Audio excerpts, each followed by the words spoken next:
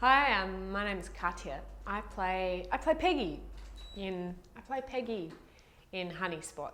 She's the ranger's daughter, and it's quite funny because my dad, my real life dad, is actually playing my dad in the play. He's playing the ranger, so that's kind of interesting to work with my dad, playing my dad while being his daughter on stage.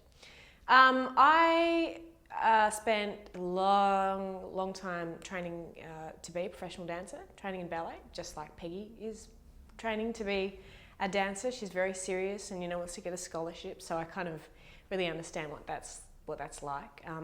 I don't dance a lot anymore. I've moved from there into sort of acting and physical theatre and puppetry and things like that. But it's really lovely to have a chance to have to go back into my beginnings of sort of theatrical stuff, really, which was classical ballet. So yeah, Peggy she's the ranger's daughter. She does ballet at school. She's 12 years old, which is quite a bit younger than me, but I remember what that was like being that age. So it's interesting to try and recapture sort of part of who I was at that age, but also, of course, Peggy is a different character to me, so I have to become Peggy.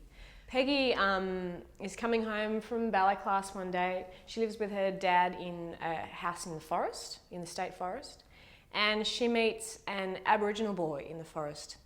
They're the first Aboriginal family that's moved to town, but there's just this new boy, a new friend. She doesn't sort of think of him as being an Aboriginal person or have any issue about that. She's just curious about who he is and what he does and stuff like that. And she gets to meet, because she doesn't have a lot of friends at school.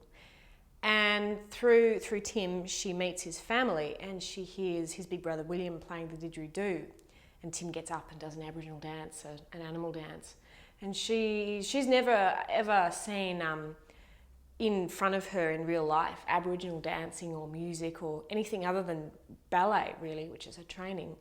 And she gets really excited about that and kind of goes, wow, there's this whole different world of dancing and of music that is so different to, if you've seen traditional classical ballet, you'll know that it's completely different to traditional classical Aboriginal dance. And so she gets this idea, because she has to create a dance for a scholarship performance, that she wants to do something that has this Aboriginal music and that is a real kind of Australian dance that uses Aboriginal dance stuff. And so she tries to get Tim's family, his brother William and his mum, to help her make this dance